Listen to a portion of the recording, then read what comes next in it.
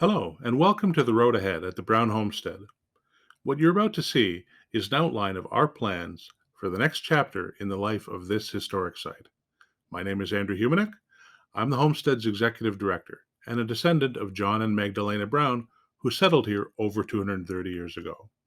In 2015, my wife Jennifer and I established a charity to purchase the homestead with the immediate goal of protecting the John Brown house, which was at risk. At the time, the future of the site was unclear. A charming house museum amid the vineyards, perhaps.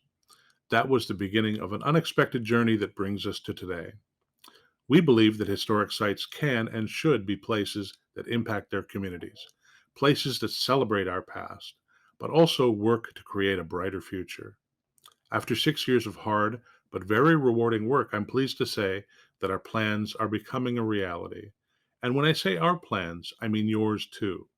The Brown Homestead is Niagara's homestead, and this blueprint is the result of extensive community outreach, talking to Niagara residents about what you would like to see and do here, and what this historic place means to you.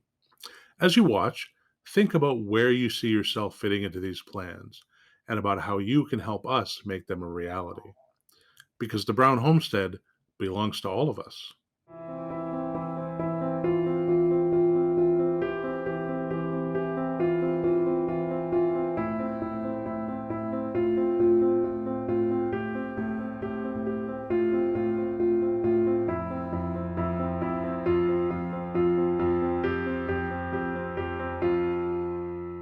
The Brown Homestead sits on Pelham Road in southwestern St. Catharines, near the corners of Thorold and Pelham. A pastoral 7.5 acres nestled between the short Hills Park and Henry of Pelham's vineyards. It is located on the historic Mohawk Trail, which ran along the top of the escarpment from the Niagara River into Ancaster and beyond. That means that the homestead is within the traditional territory of the Anishinaabe and Haudenosaunee peoples. Today, Niagara remains home to many Indigenous peoples, and we are pleased to recognize and celebrate their friendship and the continuing historic partnerships that make it possible for us to be here today. The homestead itself was settled around 1785 by Loyalist John Brown of the Butler's Rangers and his family. The Brown family built the beautiful Georgian home you see here today in 1802, incorporating an earlier 1.5-story house which they built in 1796. This makes it the oldest home in St. Catharines. The homestead was an active farm for almost 200 years, but the house was also used as a tavern and inn in the early 1800s.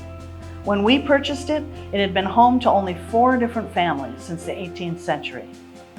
Behind the main house, there are 2 smaller brick buildings, a smokehouse and a dairy built in the 1850s. The site is also home to another very important historic building, the Norton Cabin, but we'll be telling you more about that later. We believe that the rich history of this site is worth preserving, but the Brown Homestead is not a typical house museum.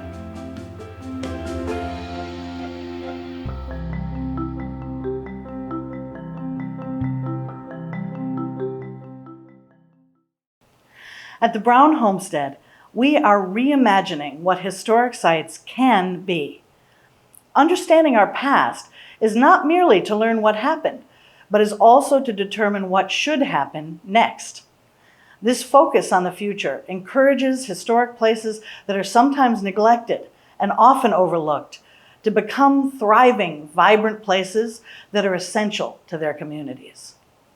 By balancing traditional knowledge with fresh perspectives, historic sites can and should become creative educational leaders and even community catalysts.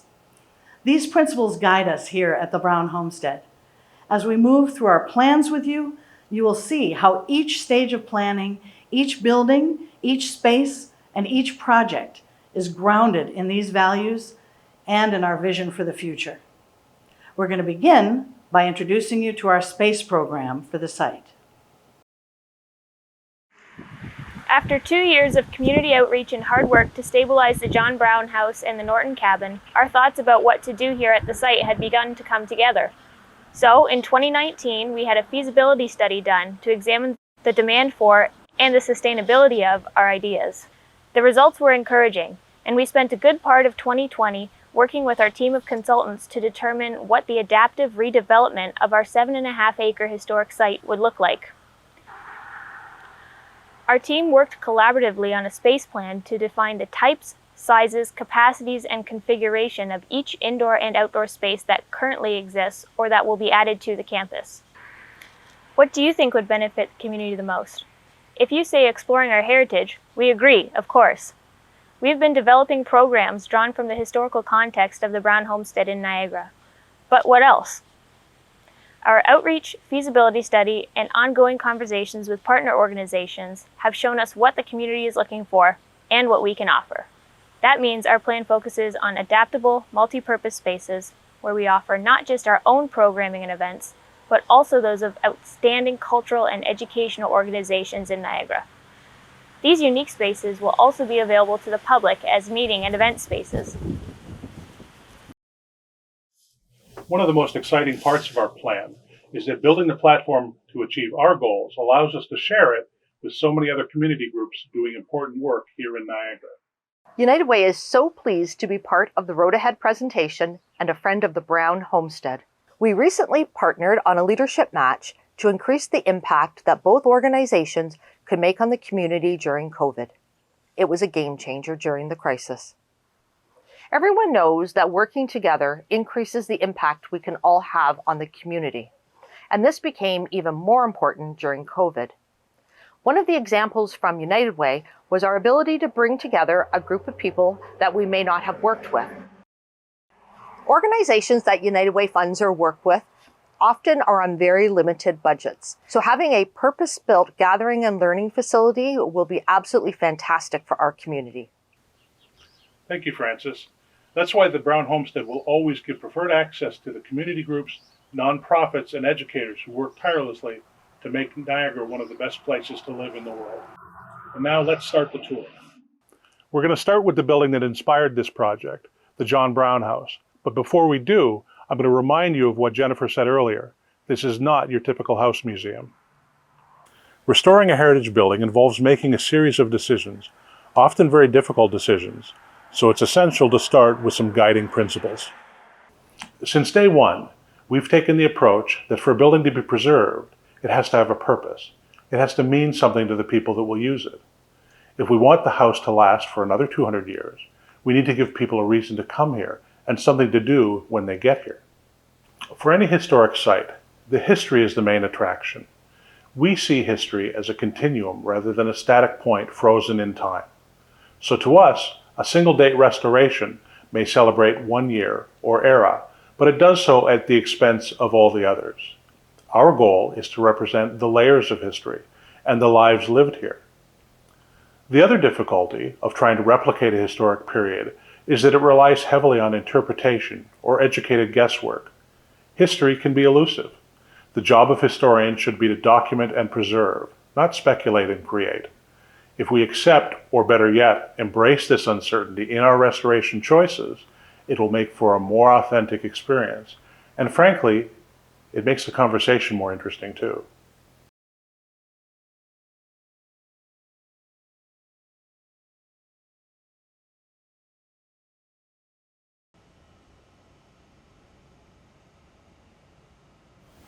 Welcome to the dining room of the John Brown House. For more than 200 years, families and their guests have gathered here. In keeping with that history, and because it is the largest space on the main floor, this has been our primary indoor space for programs and events, like our first volunteer family meal or the 2018 Brown Family Reunion, when we were visited by more than 110 Brown descendants. The traditional stenciling you see on the walls is a modern interpretation based on the Georgian-era stenciling that once decorated this room. Samples of the original design were found here by the last owner of the home, who was also a historian and archaeologist. This room is also featured in a book by a North American stenciling expert who had an entirely different interpretation of the colors and pattern. This all leads to one of the intriguing restoration choices that Andrew mentioned. We will, of course, preserve and protect the original Georgian samples that remain, and we will save parts of the newer interpretation as well. But where do we go from there? Similarly, for a long time, this room was divided into two. The Powers family used half of it for their kitchen and the other half as their dining room.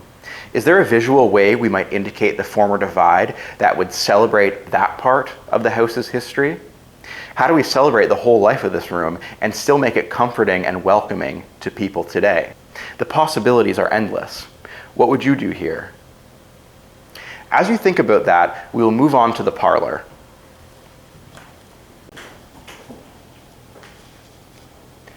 We call this room the parlor because it was modified in the early Victorian period by the Chellew family to serve as a place for small family gatherings and quiet conversation. But in the early 1800s, when the John Brown House was used as a tavern, it was very different. This room would have been bustling with people traveling on the Dundas-Niagara stagecoach line, stopping in for a drink and a place to stay. Again, we face intriguing restoration choices. Do we keep the restored birdcage bar to represent the early tavern days, or the Victorian crown molding and plasterwork to favor the later period? One of the more playful ideas we have for this room celebrates history's continuum. It involves the creation of a mural depicting an early tavern brawl on one side, while Victorian women sipping tea look on with disdain from the other. Once completed, this will be a unique room for small gatherings or afternoon teas, or to serve food and beverages for larger events in the house. Now, let's move on to the summer kitchen.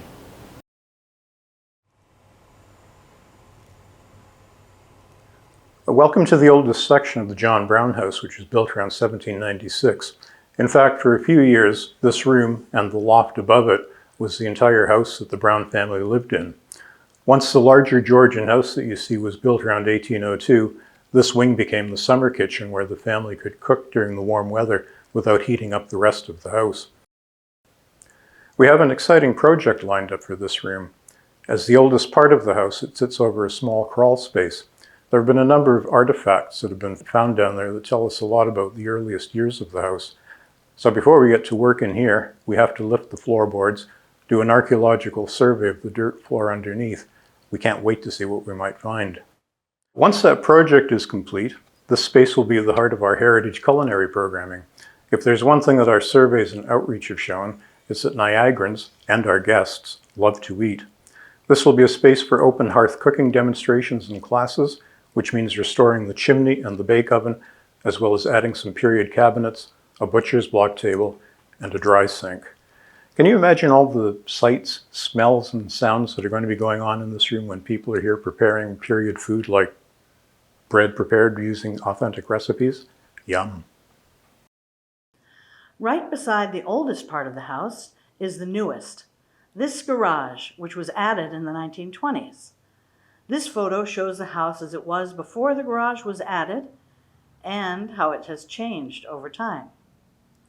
One of our more ambitious plans involves the conversion of this garage into a prep kitchen to support our traditional cooking space. This will allow us to host larger dining events in the house, often working with some of Niagara's fantastic chefs. Next, let's go upstairs. Welcome to the John Brown House Ballroom. In true Georgian fashion, this room was originally the same dimensions as the dining room downstairs, spanning the depth of the house. Over time, however, this once magnificent space was divided into separate rooms, likely by families wanting more bedrooms for their children. As one of the most untouched spaces in the house, it presents opportunities to understand more about the history of the house. You can practically see the different decades in the many layers of wallpaper found right here in this room. We plan to celebrate and showcase our discoveries as we prepare the ballroom to be a truly unique space for smaller events, classes, and exhibits. Now let's go across the hall. What was once the master bedroom is now our main office space. While the room maintains many of its original features, its original plaster and lattice ceiling was eventually replaced with drywall. Discovering that it was not original gave rise to an ambitious plan. While we could happily keep working here, we now hope to convert this space and the attic above into the Brown Homestead Archive and Library, a dedicated research space and a place to store our collection of artifacts and documents. Doing this properly would involve combining this room and the attic above. So what does that mean? Well, we would have to remove the drywall ceiling and winterize the attic to create a vaulted ceiling. Removing the newer drywall ceiling and winterizing the attic will expose the hand-hewn beams and create a vaulted ceiling, creating a living exhibit showing the craftsmanship that went into the construction. It will also allow us to add a spiral staircase leading from the workspace below to the storage space in the attic, making all of our vintage library dreams come true. That concludes our tour of the John Brown House. Now you're probably wondering when all of this is going to happen. Well, we've already begun. Our primary objective this year is to complete a comprehensive update of the electrical work, plumbing, and ductwork throughout the house, the foundation on which we can complete our restoration. We're also going to begin our archaeological work and our restoration of the summer kitchen. In 2022, our focus will be on the other main floor rooms, the dining room, parlor, and center hall. In 2023, we'll restore the second floor, beginning with the ballroom and loft over the summer kitchen, before working on the creation of the archive in the master bedroom and attic. This will probably carry over into 2024, when we'll also complete the prep kitchen in the garage. It's a lot of work, but we're excited to have gotten started. The best part of this plan is that as these rooms are completed, we'll be able to add more on-site programming, and the house is just the beginning of the plan.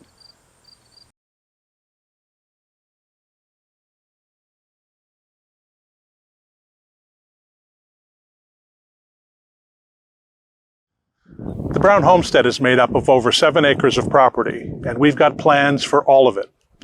This is the house, and this is the homestead, and I'm standing here in the meadow. As we're restoring the house, we'll also be moving ahead with our plans to adapt and build other structures on the site, so that we can make the most of it.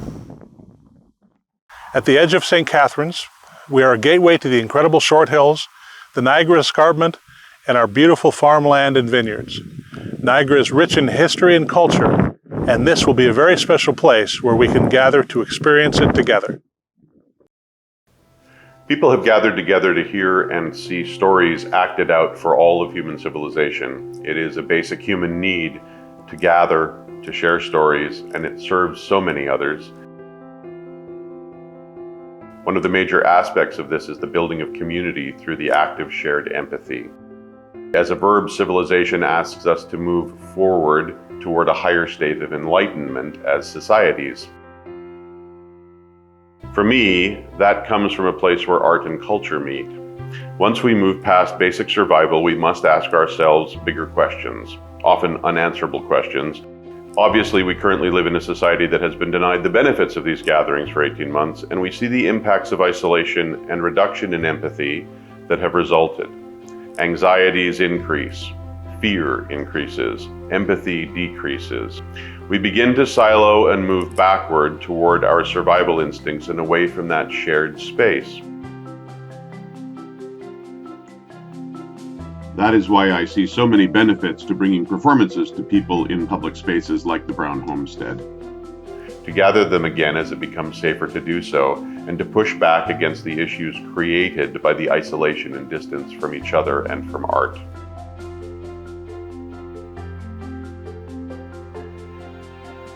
What also becomes clear to me in the last 18 months is certainly an amplification of the role of the arts in community enfranchisement and how that has been denied to so many.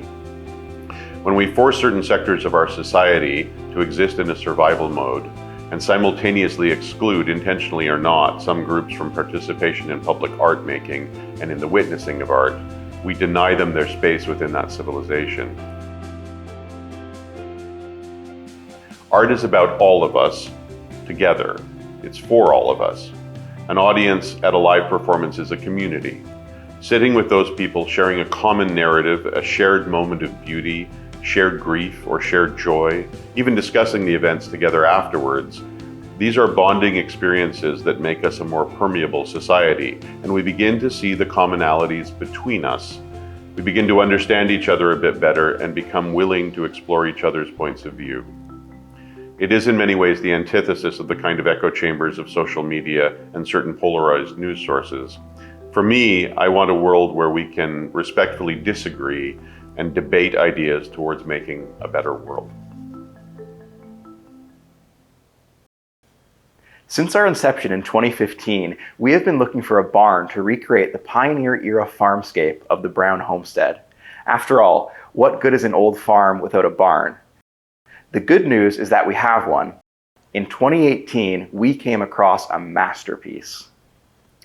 The Eckhart Barn was built of hand-hewn timbers and was constructed in the German Mohawk Valley style around 1810, which is within 10 years of the construction of the John Brown House. A few years ago, when the Eckhart property in Markham was purchased by developers, the barn was meticulously dismantled and documented by the famous Niagara historian Peter Stokes. It has been carefully stored and is ready to be moved to the homestead, where it will be an incredible 3-season event space for all different types of activities, starting with an old-fashioned barn raising festival.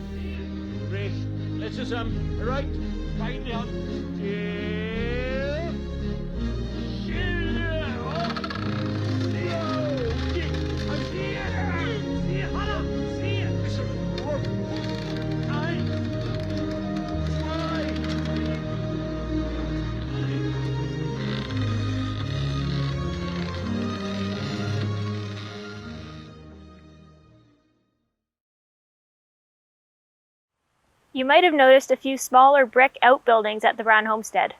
I'm referring to the dairy and the smokehouse. Both are original to the site and were built around the end of the 1850s.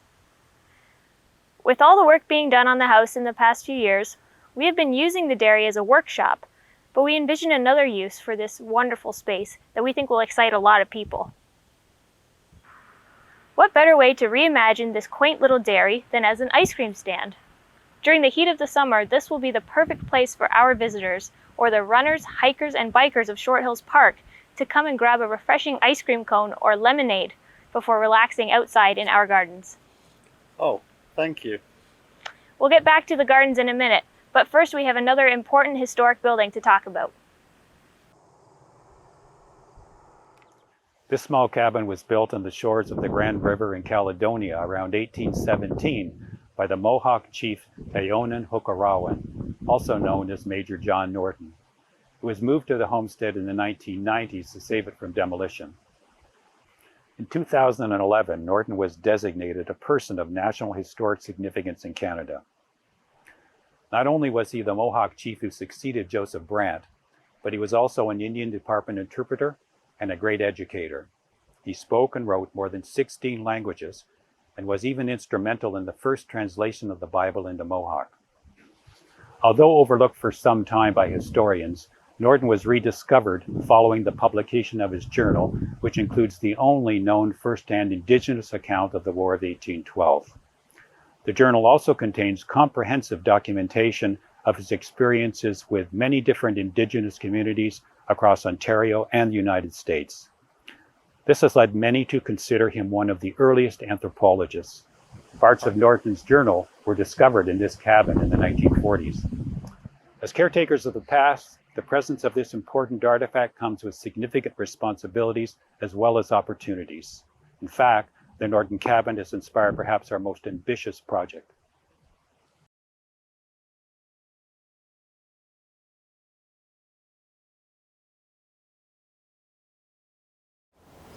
The Open Door Center is a new building we will be adding to the Brown Homestead. Its name was inspired by John Norton, whose Mohawk name translates to "his door is open." This was an allusion to Norton's friends finding his door open not just to his home, but to his heart. The name is a tribute to Norton's legacy, but it also signifies our approach to history, to our community, and to one another. The Open Door Center will be designed to showcase the best in traditional and contemporary building methods with an eye towards LEED certification, the most rigorous green building rating system in the world. Education has always been part of our site work, and both the building process and the building itself will serve as teaching tools. The heart of the Open Door Center will be our community hall, a bright, open indoor courtyard which will house the Norton Cabin at one end. Bringing the cabin inside allows us to protect it from the elements, while allowing our guests access to the original building without hiding it behind protective or reproduced layers. Other outdoor elements will also be incorporated inside the building, including a living wall and large windows designed to ensure that the views of our grounds, the escarpment, and the vineyards remain part of the indoor experience. Our community hall will be a unique and compelling place for larger events, including seminars and lectures, dining, art and artifact exhibitions, and live theater and music.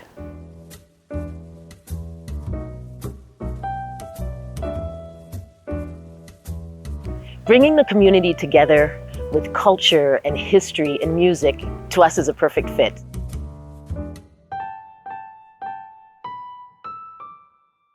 Part of our mission is to keep the art form of jazz alive by uniting the Niagara community and beyond. And here in Niagara, there's just such a wealth of nature and history, and especially here at the Brown Homestead. We've been hosting events for 8 years here in the Niagara region, events from thousands of people in parks to events online. But there's something so special about intimate events. And to have an intimate event here at the Brown Homestead to combine the whole historical aspect of the Niagara region is going to be truly fantastic. We're very excited about bringing our events here.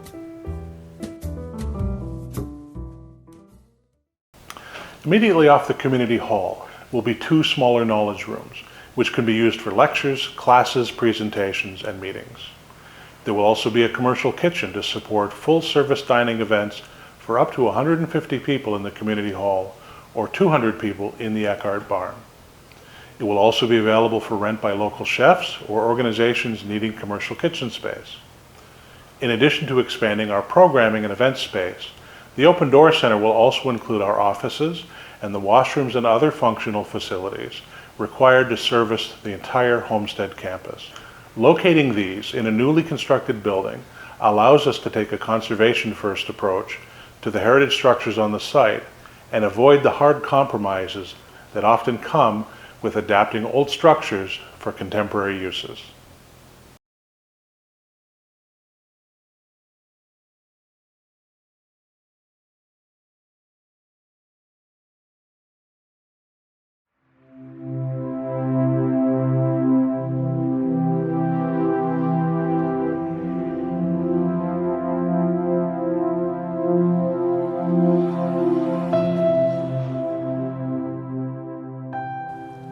Of course, there's a lot more to any historic site than just the buildings. In addition to connecting with the beautiful natural spaces around us, we have a lot planned for our outdoor spaces as well.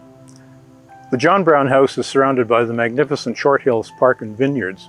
We plan to augment their beauty by creating a park that inspires the imagination while reflecting the unique cultural spirit of Niagara. In short, a park that is available to everyone. The Homestead Gardens will include 2 types of areas based upon the medieval concept of the pleasure garden and the kitchen garden. A pleasure garden is designed solely to stimulate the senses.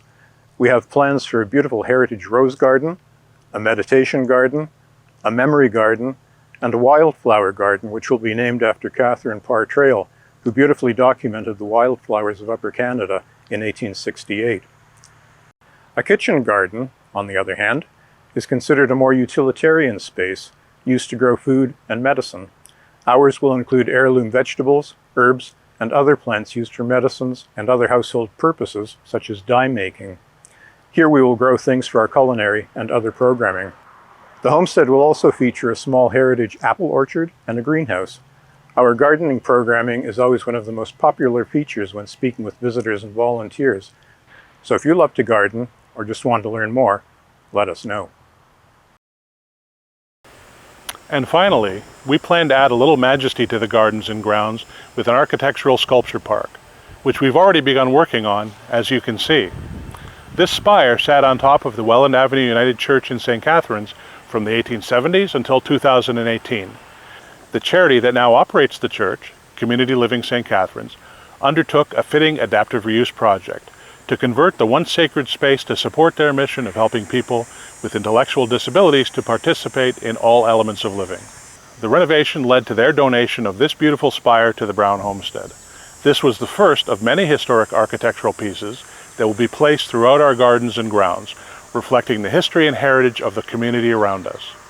We've continued to receive donations of other interesting pieces and are looking to add more. Our collection will not be limited to just older pieces. We'll also include interpretive contemporary sculptures that enhance our vision of the site. For example, we'd like to incorporate one or more invisible statues in the tradition of Julian Vos Andre across the site.